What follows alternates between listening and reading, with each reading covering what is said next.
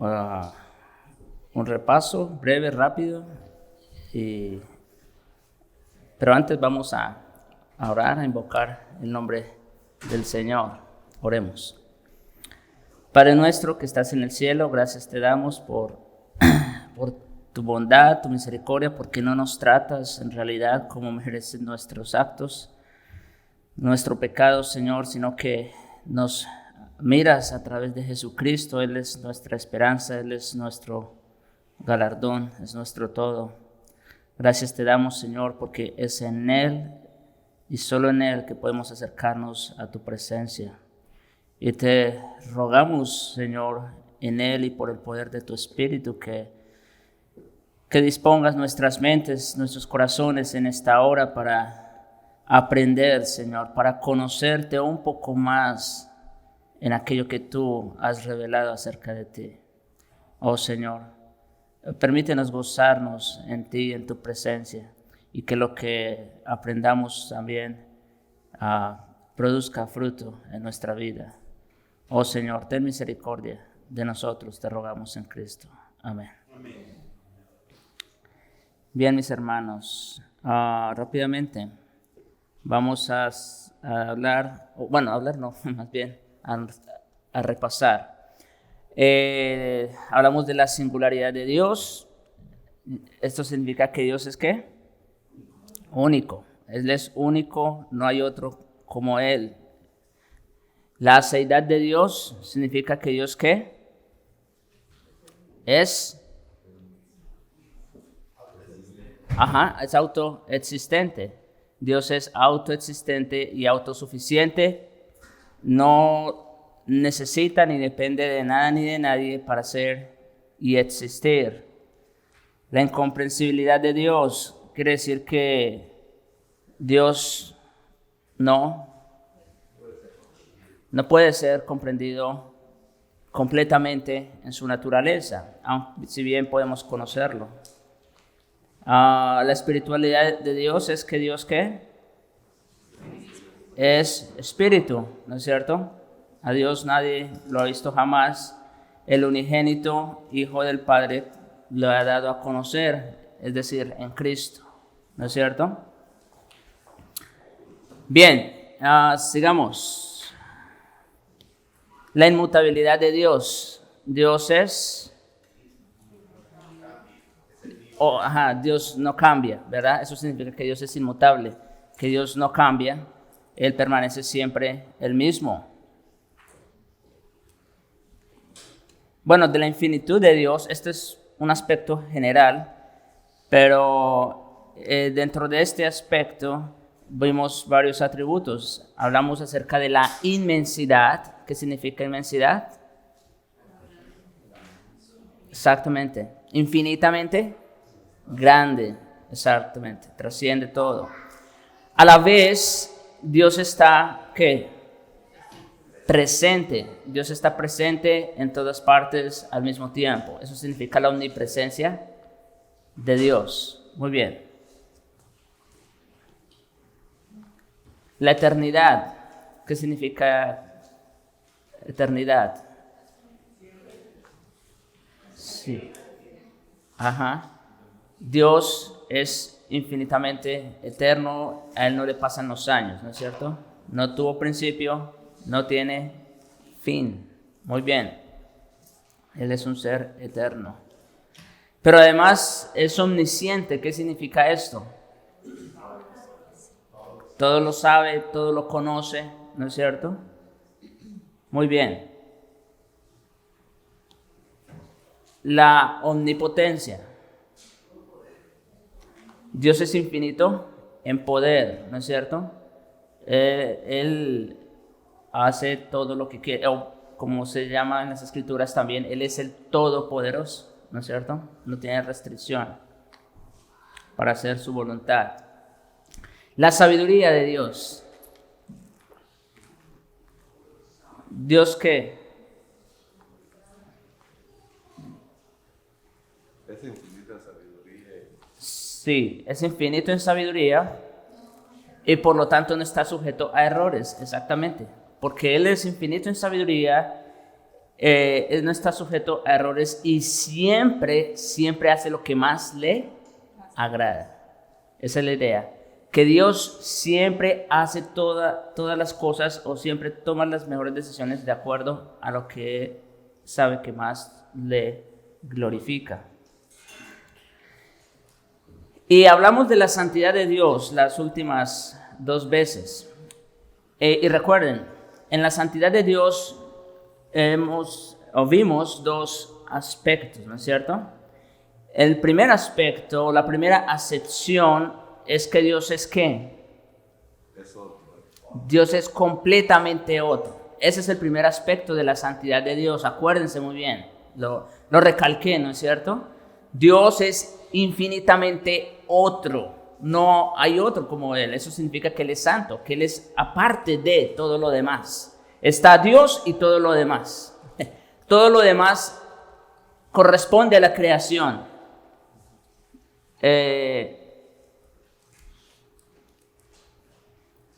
Bueno, estaba pensando algo, pero no tiene mucha relevancia ahorita. Pero bueno, esa es la idea, que Dios es completamente de otra naturaleza, de otro nivel.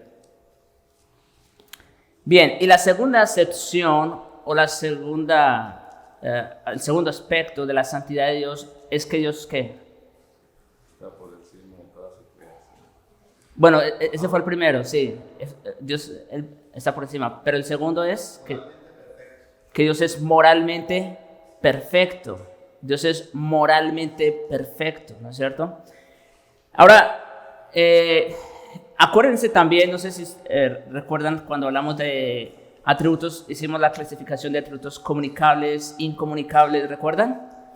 De los atributos que hemos visto hasta ahora, pregunta, ¿qué atributos creen ustedes que son comunicables? De este repaso que hicimos, o de todo lo que ya hemos dicho, ¿qué atributos creen ustedes que de alguna manera Dios comunica al hombre? Obviamente en un grado infinitamente menor. Sabiduría, correcto, la sabiduría, Dios da sabiduría. Ahí vimos, por ejemplo, el texto de Isaías, se me va la cita exacta, cuando habla de los agricultores y de cómo ellos conocen los tiempos y el trabajo, y dice el texto que Dios les ha dado esa sabiduría, ¿no es cierto? Ese conocimiento. Muy bien. Entonces, la sabiduría es un atributo comunicable. Bueno, tendríamos que preguntar si nosotros conocemos absolutamente todo. ¿Verdad que no? Ese es incomunicable. Pero hay otro que es comunicable, aparte de la sabiduría. La santidad, exactamente, la santidad. Y llama la atención porque, como decíamos en algún momento, si hay algo que define lo que es el ser, el carácter de Dios en toda su esencia, es la santidad de Dios, ¿no es cierto? Es lo que los ángeles están cantando en el cielo todo el tiempo, santo, santo, santo. Y sin embargo, llama la atención que ese es un atributo comunicable, hasta cierto grado, por supuesto. Y es comunicable porque ustedes verán en las Escrituras, bueno, desde el mismo principio en Levítico, ¿recuerdan? Cuando Dios dio todas esas leyes humanitarias, leyes de pureza y todo esto, ¿cuál era la razón principal de todas esas leyes? ¿Recuerdan? Decía, sed santos, ¿por qué? Porque entonces, noten, de alguna manera Dios ya estaba advirtiendo desde el principio que Él estaba comunicando esa parte, o ese aspecto, ¿no es cierto? De Él a su, bueno, no a todas sus criaturas, sino a sus hijos, a su pueblo. Sed santos porque yo soy santo. ¿Y cuál fue la conclusión? ¿Cómo es que realmente una persona puede llegar a ser santa? ¿Recuerdan? ¿Cómo Dios nos comunica ese atributo de la santidad, en otras palabras? ¿Por medio de qué? Sí. Y más puntualmente, exactamente, por medio de Jesucristo. Acuérdense, el texto de Hebreos 10 que dice que con una sola ofrenda hizo perfectos para siempre a los santificados. De manera que la forma como Dios comunica este aspecto de su ser a nosotros, criaturas, hombres caídos, es en la persona de Jesucristo. De hecho, mis hermanos, nuestro principal problema con Dios era precisamente ese, que Él es un ser santo, infinitamente santo, muy por encima de todo y moralmente perfecto, y nosotros éramos criaturas y aparte caídas en pecado. Entonces, había una distancia infinita entre Dios y nosotros, ¿no es cierto?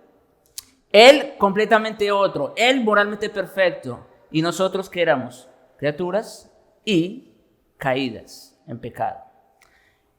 ¿Y cómo fue posible, vamos a decir, reconciliar esas dos partes? ¿Cómo fue posible, de alguna manera, conectar esa santidad infinita de Dios con unas criaturas caídas en pecado y en desdicha? Únicamente en la persona y obra de Jesucristo, ¿no es cierto?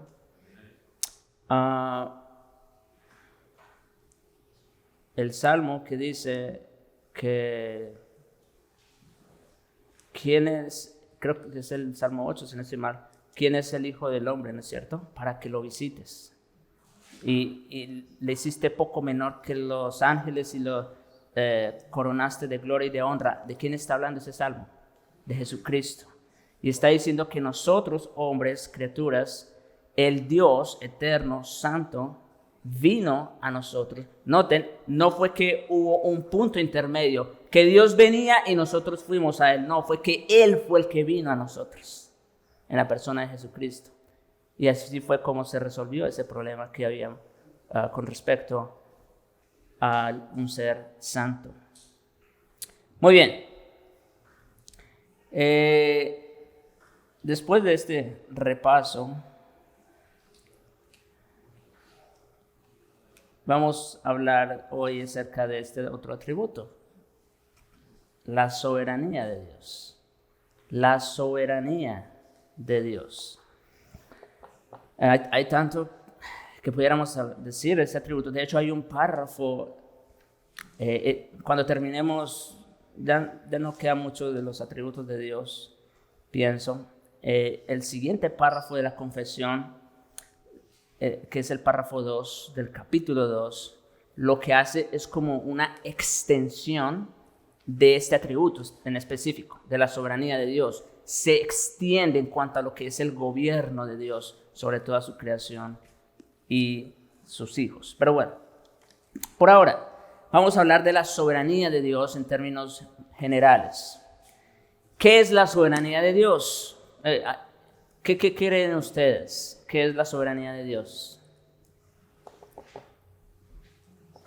Él es el Señor sobre todo. Exacto. Él es Señor sobre todo. Muy bien. Y todo es todo. Exacto. Cuando yo creo que ustedes han escuchado hablar de, por ejemplo, de la soberanía nacional de un estado, ¿no es cierto? Entonces, por ejemplo, Estados Unidos tiene soberanía sobre todo Estados Unidos y sus territorios, ¿no es cierto? Es decir, que ningún otro país puede entrar y gobernar sobre sus territorios, ¿no es cierto? ¿Por qué? Porque está violando constitucionalmente la soberanía de este país, ¿no es cierto? Ok. Y así ocurre con todos los países. Todos los países tienen una soberanía territorial. Pero es una soberanía, al fin y al cabo, limitada, ¿no es cierto? Porque el gobierno de Estados Unidos tampoco puede tomar decisiones en otros países, ¿no es cierto? Constitucionalmente. No puede, no tiene esa potestad, ni ningún país tiene esa potestad. Bueno, soberanía tiene que ver precisamente con eso, con el gobierno, con el señorío sobre algo o sobre alguien, ¿no es cierto? Y en el caso de Dios, mis hermanos, sabiendo que nuestro Dios es un Dios santo, como decíamos, acuérdense de ese aspecto, ese primer aspecto de la santidad de Dios, que Dios es infinitamente más alto que nosotros, que está por encima de nosotros, que Él es completamente otro. Entonces, si nuestro Dios es de esa naturaleza, quiere decir, por lo tanto, que su señorío está por encima de quién o de quiénes. Pues de eso mismo, de todo. Si Él está por encima de todo lo creado, ¿verdad? Si Él es Dios y lo demás es creación, entonces quiere decir que su gobierno está sobre ¿qué? Sobre toda su creación, ¿no es cierto? Esa es la idea. Su gobierno es sobre toda su creación. Entonces, tenemos aquí en nuestra diapositiva esta definición. No es exactamente como dice la confesión, pero quise ponerlo en palabras un poco más sencillas para ustedes. Dice, nuestro Dios es completamente libre. Y ese es el primer aspecto de la soberanía de Dios, que Dios es un ser ¿qué? Completamente libre. Pregunta. ¿Somos los seres humanos completamente libres? ¿Por qué?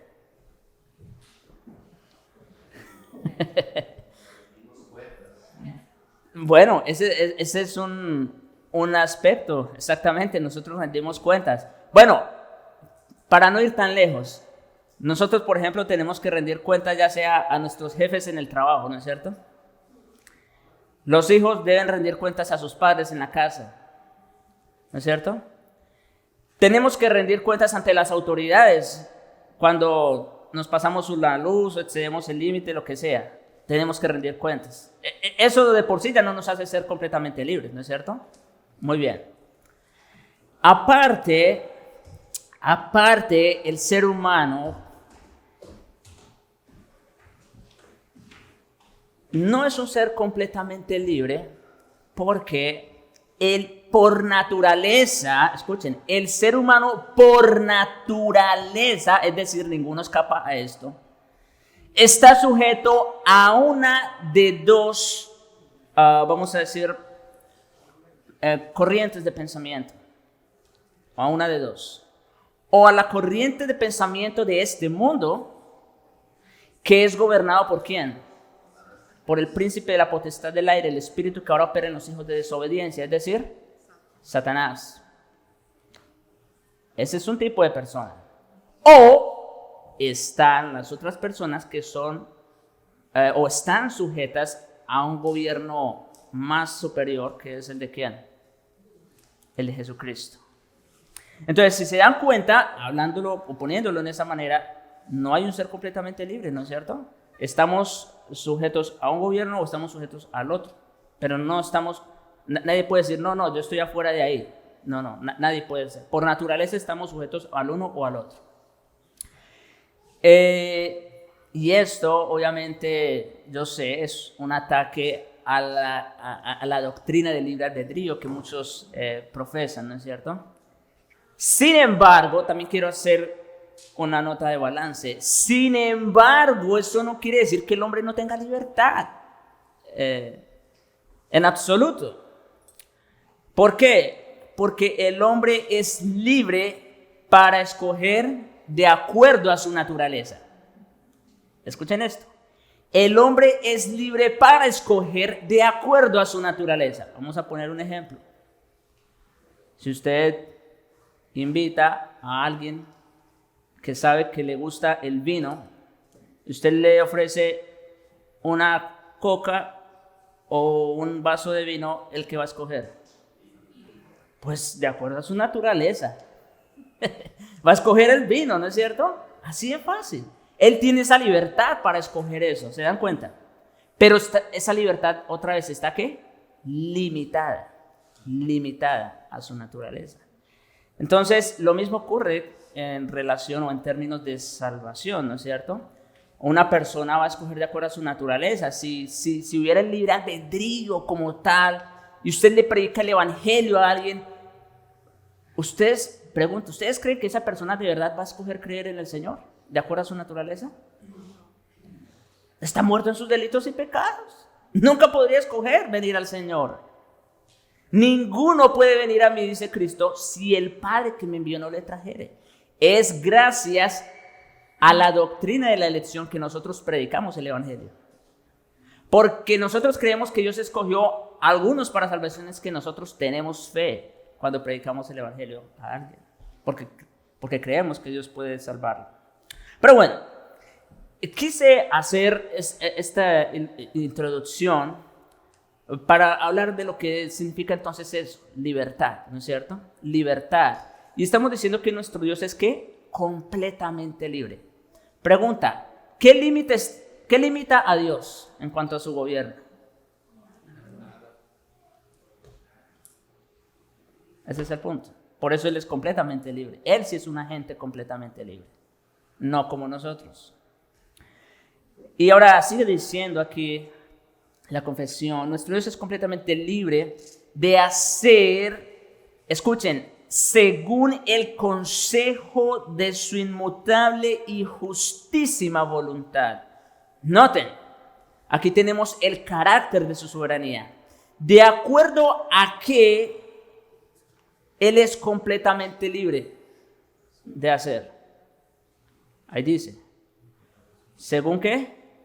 El consejo de su inmutable y justísima voluntad. Entonces, noten dos cosas. Por un lado, Dios hace todo lo que quiere de acuerdo a lo que Él ha predeterminado hacer. Eso significa, eso es todo lo que dice ahí. Según el consejo, según sus propias decisiones, según el puro afecto de su voluntad, como dice Pablo en Efesios, ¿no es cierto? Él es libre de hacer lo que quiere. Y ahora aquí agrega dos atributos, ¿no es cierto? Según el consejo de ¿qué? De su inmutable, es decir, que lo que Dios ha planeado hacer, ¿qué pasa? No va a cambiar. Punto. Si Dios ha determinado hacer algo, eso es lo que va a hacer. Y ya. Más nada. Eso es lo que va a hacer. Y por otro lado, habla de justísima voluntad. Y esto es muy importante porque si no fuera así, si no fuera porque Dios obra en justicia, entonces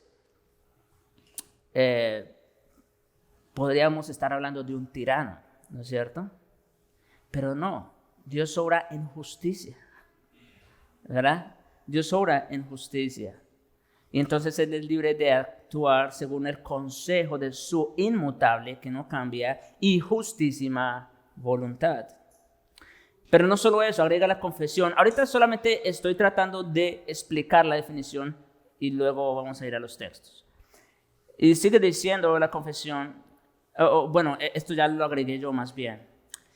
Lo que le plazca y cuando lo desee para su propia gloria.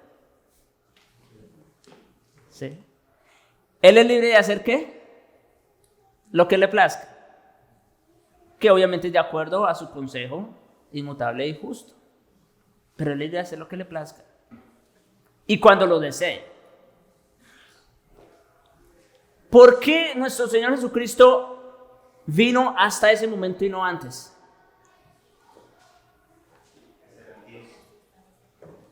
Pues sí, porque así lo quiso Dios.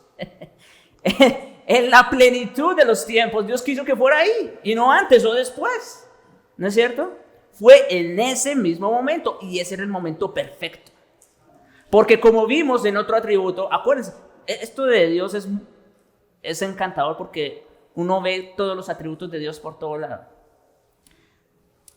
De acuerdo a la sabiduría de Dios, Él sabía cuál era el mejor momento. ¿No es cierto? Y por eso fue ahí y no en otro momento. Y finalmente habla del propósito de su soberanía, que es ¿cuál? Su propia gloria. Todo lo que Dios hace, lo hace ¿para qué o con qué fin? Su propia gloria. Ok, ahora sí vamos a ir a a los textos que aparecen aquí,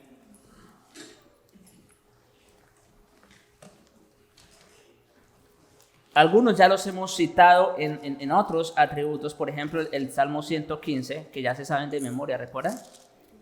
¿Cómo es? Nuestro Dios está en los cielos. Todo lo que quiso a Él. Exactamente. Nuestro Dios está en los cielos, y aquí cobra un poco más sentido. Nuestro Dios está en los cielos. Él está muy por encima de todo, ¿no es cierto? Él es santo, Él es completamente otro. Y ahora agrega, y todo lo que quiso, y ahí es donde yo quiero hacer el énfasis. Todo lo que quiso. No lo que no quiere, ¿no es cierto?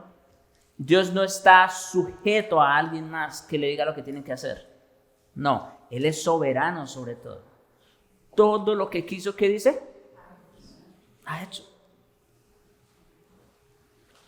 Eso es soberanía absoluta, ¿no les parece? Que alguien tenga la potestad de hacer todo lo que quiere, eso es soberanía absoluta.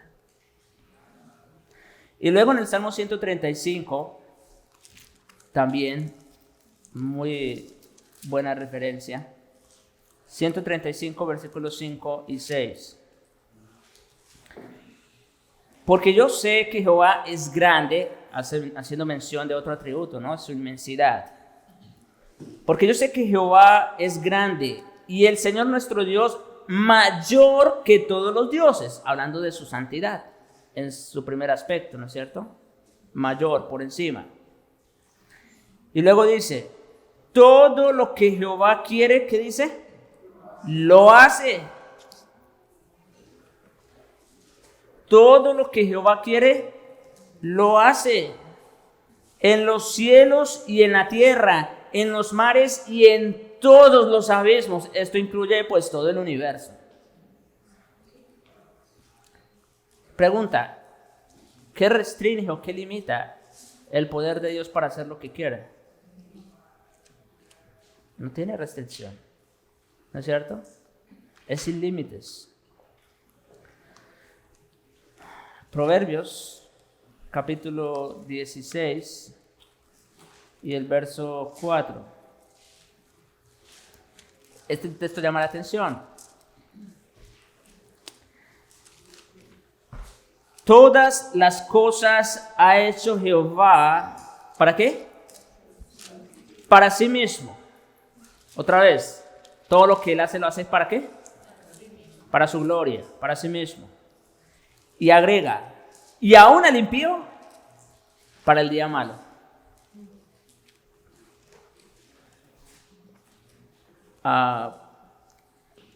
Un pastor del arminianismo me decía, entonces usted está diciendo que Dios ha hecho personas para condenarlas. Y la respuesta es sí y no. Porque por un lado tenemos textos como estos que dicen que Dios aún hizo al impío para el día malo. Eso es una verdad. Sin embargo, también hay otros textos que dicen, por ejemplo, que Dios no se complace en la muerte de los impíos. Entonces, Dios no se complace en eso, por supuesto que no. Sin embargo, en su soberanía, su soberanía es tal que aún cosas como estas, pensar en que los impíos van a ser condenados, eso no escapa al control de Dios. Eso también es parte de su gobierno, es parte de su plan soberano.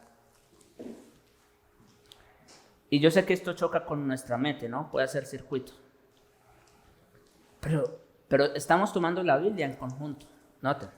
No estamos tomando solo una verdad, estamos tomando todo lo que la Biblia enseña.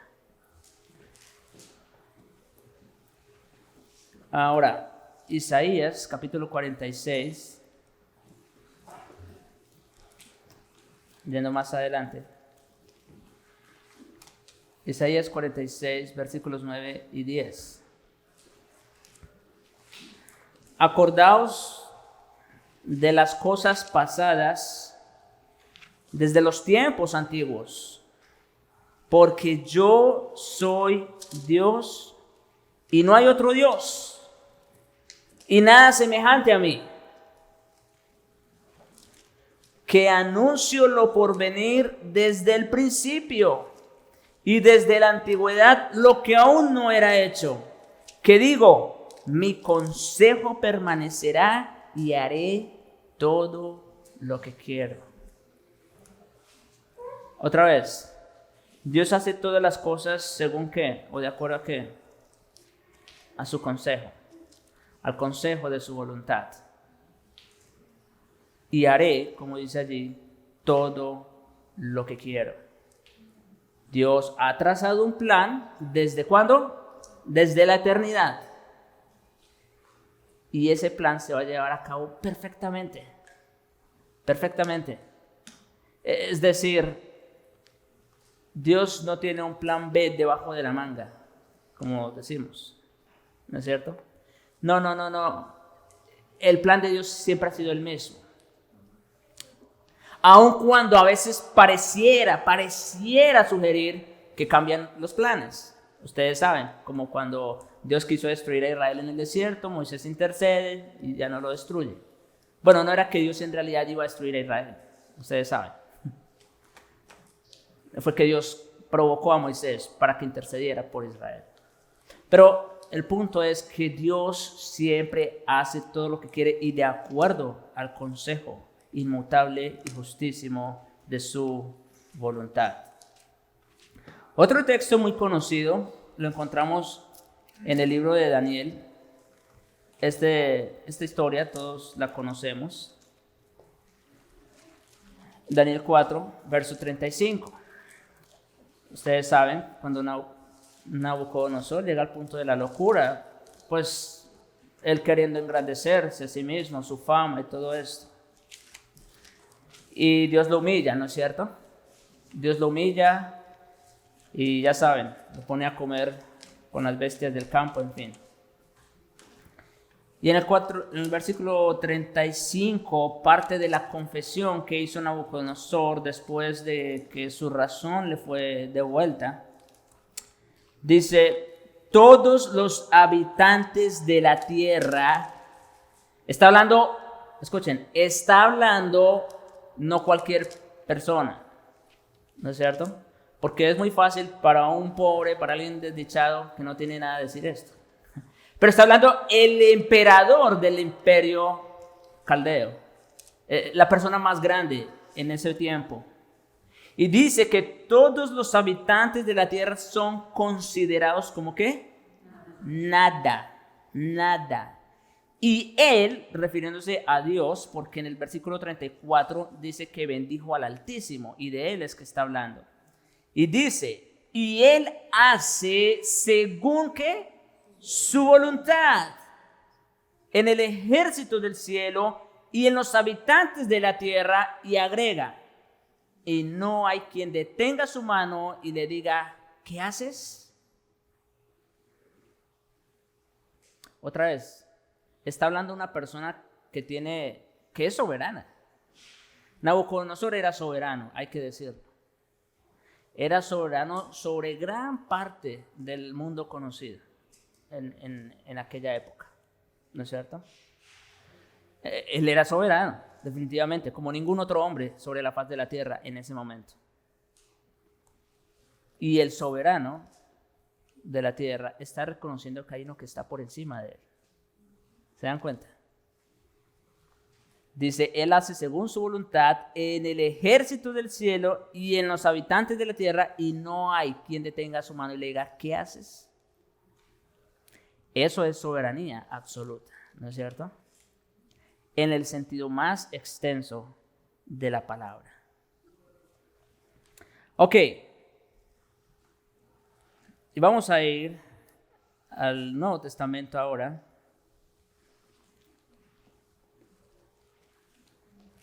A la epístola de Romanos.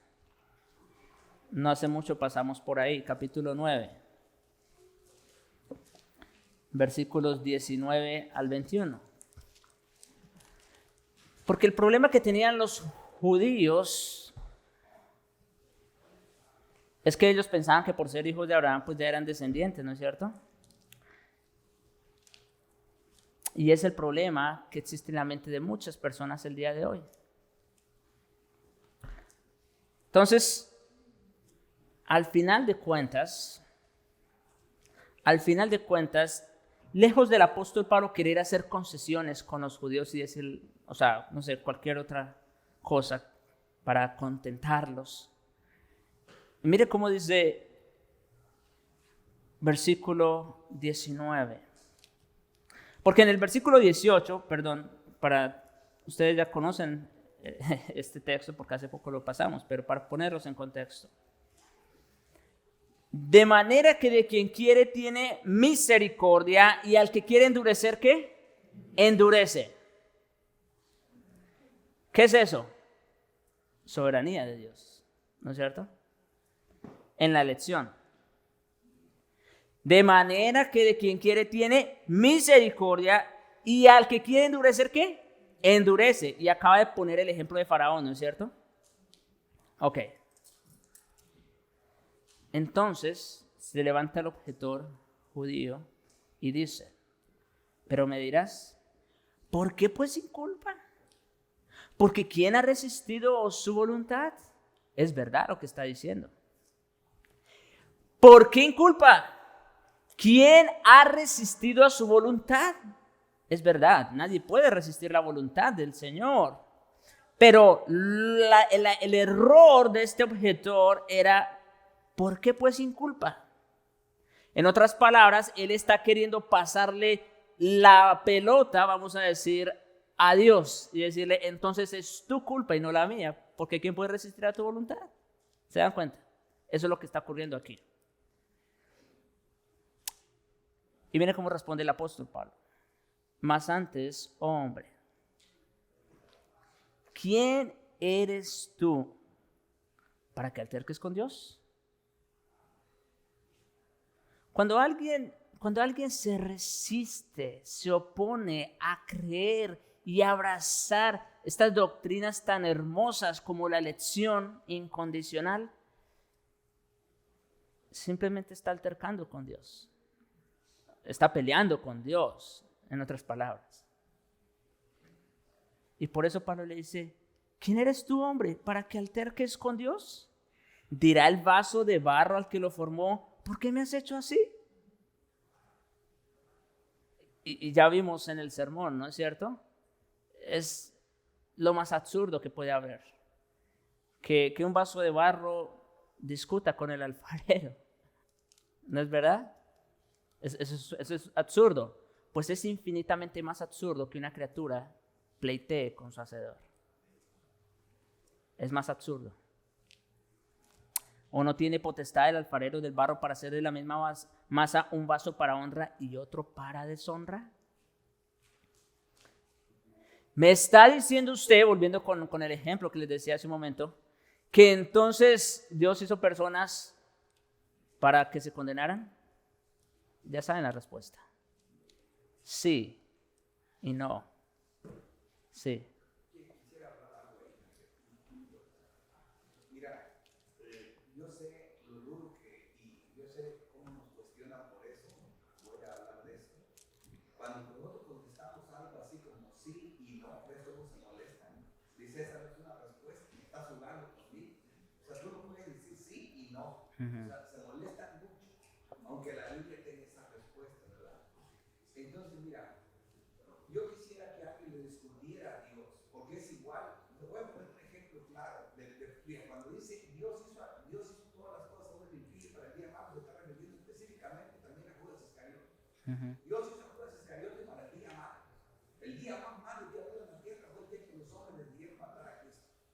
¿Verdad? Entonces, para eso fue el impío, y Dios lo hizo precisamente para eso. Y ese ejemplo que estás acabando de decir es lo mismo. Sí, Dios hace las cosas así. Ahora, ¿por qué no se le debe de cuestionar a Dios? Porque Dios es más sabio que nosotros. Ejemplo, un juez justo, el más justo de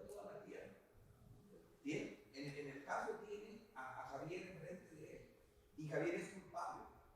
La única razón por la que el pueblo quiere salvar es porque lo ama. Pero por eso, ¿lo va a liberar? La respuesta es no. Ese sí es un problema grande. Entonces, ¿cómo es posible que Javier vaya al cielo? Si el juez que nunca comete un error, ¿verdad? Es un problema que resuelve el Señor. ¿Cómo lo hace? Bueno, lo que hace, él va a hacer justicia. Él va a dejar contento a un lado. Y a los dolientes, a todos los que fueron afectados por su pecado. ¿Cómo lo va a hacer? Él cambia la persona. Un puro que nunca cometió pecado se pone en tu lugar y agarra tu pecado y él muere por tu pecado. Y de esa manera Dios hace justicia condenando al culpable, ¿verdad? Que aunque su hijo nunca había cometido un pecado, ahora tiene tu pecado. Y de esa manera te justifica a ti. Pues ese es un problema grande que Dios resuelve. Entonces ahí Dios nos muestra toda la ecuación, cómo resolvió el problema de la salvación. Debemos de dejarle a Dios el mismo asunto en este asunto. ¿Por qué hizo al vivir? Porque Dios hizo el mal, sí. Sin embargo, dice que Dios no es tentado por el mal y tampoco tienta a nadie. El mal lo hizo el Señor, es necesario. Ya, las razones pueden ser muy complicadas de entenderlas, pero lo hizo porque Dios tenía que mostrar su gracia, su amor, su misericordia y todos sus atributos santos, y se necesitan dos trasfondos, un blanco y un negro, un bueno y un malo, para poder mostrar todos sus atributos en su sabiduría. Él lo sabe. Muchas veces, como dice el texto, tendríamos para qué acercar, tendríamos que entenderle al Señor y callarnos a él. Pero es verdad, Dios hizo al mal. O sea, sí lo hizo. Ahora, para explicarlo y entenderlo es que lo hizo, así hizo. ¿Les gusta o no? Es difícil para ellos, pero eso es la verdad. Ahora, como decíamos, ustedes pueden ir a la serie de Romanos 9. Al final de cuentas, me acordé ahorita, el problema, como dijo Spurgeon a esta mujer, usted no entiende cómo es que Dios aborrece a uno, lo que yo no entiendo es cómo amó a Jacob. Ese es el problema. Entonces, ¿por qué? Porque al final de cuentas, ninguno puede inculpar a Dios de injusto, de todo eso. ¿Por qué? Porque al final de cuentas las personas van a ser condenadas no porque Dios no los escogiera, sino por su propio pecado. ¿Sí? Ese es el punto. Sí, hermano. Yo creo que para terminar con este reto, dilema que está en nuestra mente, especialmente en Romanos 3:23, por cuanto todos, la palabra, todos pecamos. Y el resultado de eso es que y estamos destituidos de dónde? De la verdad. Claro. Exactamente. Por eso les decía hace un momento, porque el problema, por ejemplo, con las personas que argumentan, pues todo lo que hemos estado ahorita discutiendo, el problema es que ellos creen que no son tan malos como son.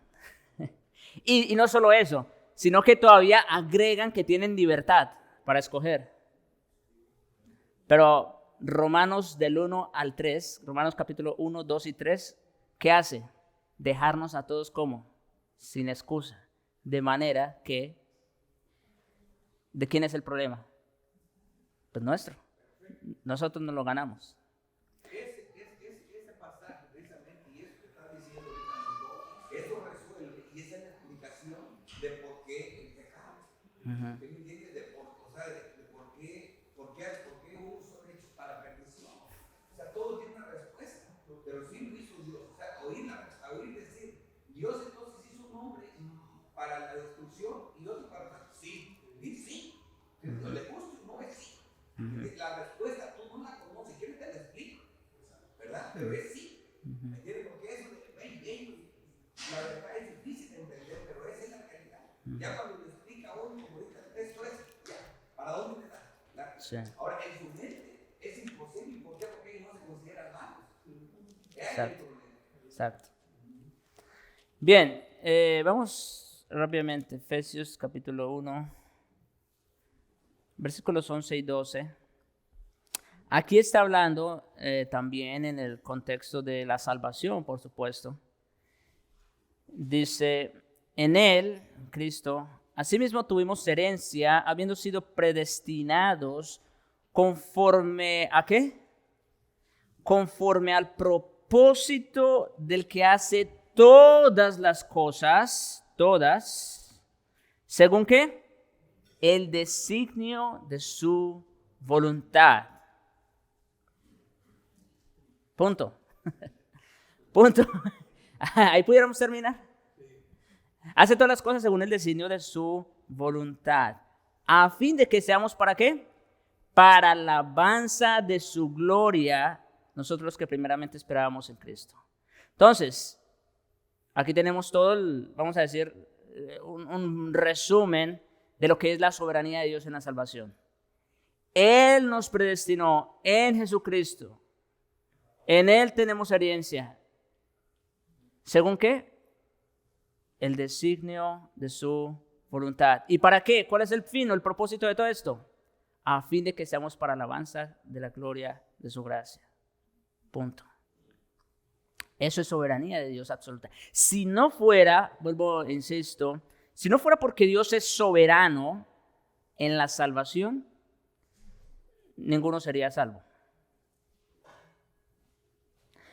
¿Cierto? Ninguno sería salvo.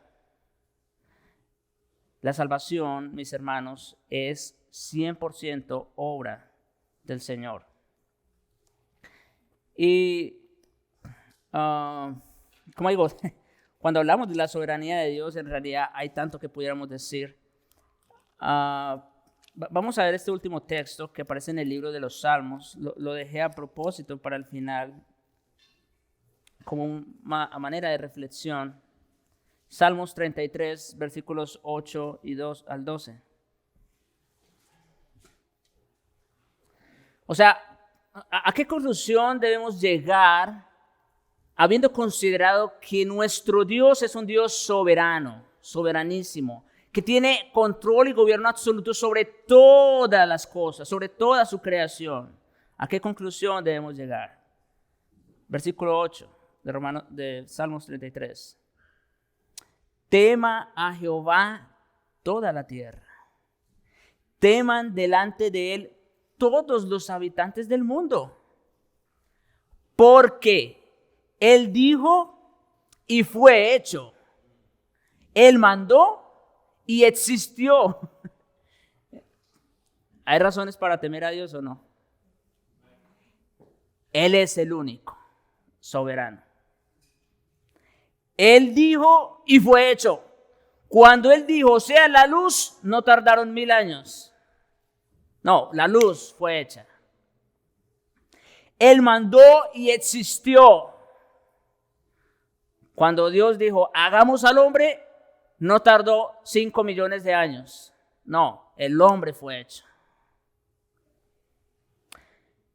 Jehová, versículo 10.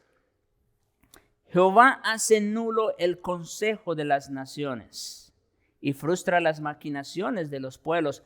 Miren, hasta dónde llega la soberanía de los gobiernos, de los magistrados, de los grandes. ¿Hasta dónde? Hasta donde Jehová. ¿Cierto? Hasta ahí. Jehová hace nulo el consejo de las naciones. Miren, mis hermanos, y aquí hago un paréntesis aprovechando este texto. Yo sé que cada vez más somos bombardeados con información, ¿no es cierto? Por la internet, por la televisión, por los diferentes medios, de que el coronavirus, de que hay conspiración, de que hay tanta cantidad de noticias. Y no quiere decir que todas son verdaderas, hay muchas también que son falsas. Pero lo cierto es, mis hermanos, y esto nosotros debemos tomarlo muy en serio. Ante nada nosotros somos ¿qué? Antes que nada. Si una palabra que lo defina a usted, ¿cuál sería? Punto. Antes que nada somos creyentes. Y ahora sí, tomamos en serio este decir que muchos toman. Y nosotros como creyentes somos hijos del Rey de Reyes y Señor de Señores. ¿Y qué quiero decir con esto? que no importa las maquinaciones, las ideologías, las conspiraciones que hayan allá afuera en el mundo. Puede ser verdad, como yo no estoy diciendo. Puede ser verdad muchas cosas de esas. Sin embargo, ¿en dónde debe estar puesta nuestra fe y nuestra confianza? No en lo que ellos pueden hacer. Porque sus maquinaciones y sus consejos, ¿hasta dónde llegan? Hasta donde Jehová. Porque Él hace nulo el consejo de las naciones y frustra las maquinaciones de los pueblos. Así que, mis hermanos, esto para que no tengamos miedo, no quiere decir que no vayamos a pasar persecución, tribulación. De hecho, tenemos que pasarla, eso sin duda alguna. Nuestro Señor Jesucristo nos prometió que eso nos iba a tocar también. En el mundo tendréis aflicción, eso nos va a tocar. Pero, aún con todo y eso, debemos estar completamente seguros y firmes de que estamos anclados en la roca de la eternidad, en Cristo. Y Él es por encima de todo. Más allá de lo que, como digo, de que las conspiraciones, de que los ricos, de que... No, más allá de todo eso, por encima de, como dice Eclesiastés, encima de los altos hay uno más alto, y uno más alto está por encima de todos ellos. Sí, porque al final de cuentas, ¿de dónde vienen las conspiraciones? Nosotros vemos personas, pero ¿de dónde vienen las conspiraciones al final de cuentas? Del maligno. Acuérdense, Él es el príncipe de la potestad del aire, que opera ahora en los hijos de desobediencia. Pero por encima de ese alto hay uno más alto. Y hasta ahí llega.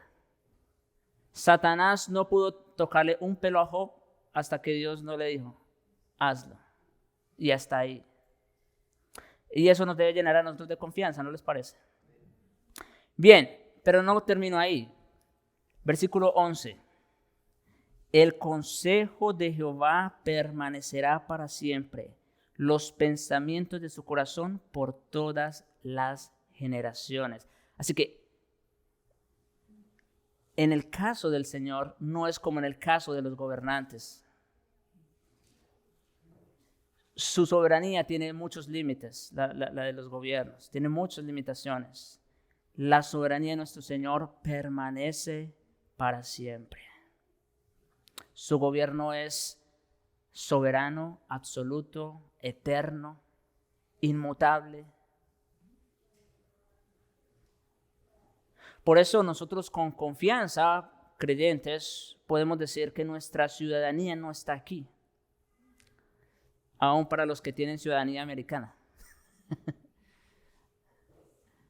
Claro, no estoy diciendo que no la busquen, si pueden tenerla. Pero nuestra ciudadanía americana no nos va a dar entrada en el reino de los cielos.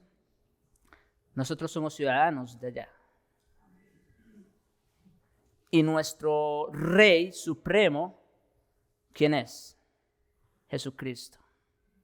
Y Él está muy por encima de todo.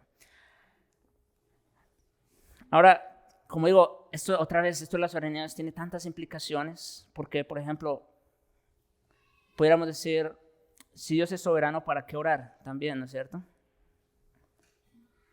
Bueno, es al contrario. Fíjense cómo es la mente del hombre.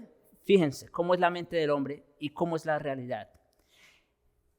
El arminiano, o no el arminiano, pero la mente natural del hombre pudiera decir, si ustedes creen que Dios es soberano, entonces ¿para qué oran? Si al fin y al cabo Él va a hacer lo que quiere. ¿No es cierto? ¿Para qué evangelizan? Ese es otro punto ahí. ¿Para qué evangelizan si al fin y al cabo Dios es soberano en la salvación? Pues es precisamente todo lo contrario. Es porque nosotros creemos que Dios está en control de todas las cosas, de todas y cada una de las circunstancias, que Él tiene dominio y control absoluto sobre todas las personas, que nosotros le oramos a Él. Y es por esa razón que nosotros oramos por la salvación de muchos. Y es por esa razón que nosotros también predicamos el Evangelio, porque creemos que es poder de Dios para salvación y que Él en su soberanía puede utilizar la predicación del Evangelio para atraer muchos al Evangelio. Entonces, pero como digo, noten cómo la mente natural de alguna manera quiere engañar, ¿no es cierto? Quiere engañar. quiere hacernos pensar, bueno, pues si es así, pues ya, entonces quedémonos así de brazos cruzados. No, es al contrario. Y hay muchos casos en las Escrituras, está el caso de Moisés, está el caso del rey Ezequías, ¿no es cierto? Muchos casos donde Dios, por ejemplo, en el caso de Ezequías, Dios le dice, mira, ordena tu casa porque ciertamente vas a morir. Ah, bueno, pues si va a morir, pues ya. ¿Eso hizo Ezequías? No. ¿Qué dice? Inmediatamente volteó su rostro a la pared y oró al Señor. ¿Y qué pasó? Dile a este hombre que va a vivir 15 años más. Ahora, pregunta, ¿Dios cambió de planes ahí? No, Dios no cambió de planes. Era parte del plan de Dios. Dios tenía que hablarle de esa manera al rey Ezequías para que él se humillara delante de Dios. ¿Y saben por qué no podía ser así? Porque aún no había nacido el heredero al trono de David. Y si no hubiera nacido el heredero al trono de David, entonces no se habría podido cumplir la promesa de Jesucristo. ¿Se dan cuenta? Entonces, no es que Dios cambie de planes. Él es soberano. Pero porque Él es soberano, Ezequías le oró a Dios. Esa es la razón. Porque Él es soberano, Moisés intercedió por el pueblo ante Dios para que no lo destruyera. Bueno, no sé si tienen alguna otra pregunta, comentario. Este es un tema. Este tema de la soberanía de Dios, mis hermanos, yo creo que ha sido de los temas más atacados a lo largo de la historia y más debatidos por la iglesia en diferentes concilios.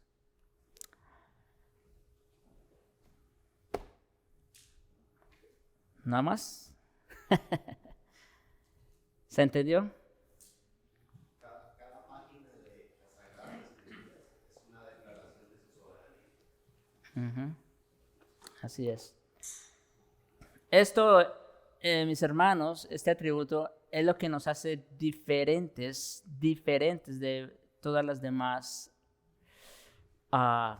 corrientes o de incluso protestantes, como digo, porque en el caso del arminianismo, del catolicismo y de muchas otras, ellos hablan de gracia, ellos hablan de soberanía de Dios, pero en realidad el Dios de ellos no es soberano, como acabamos de ver. Bien, mis hermanos, vamos entonces a orar.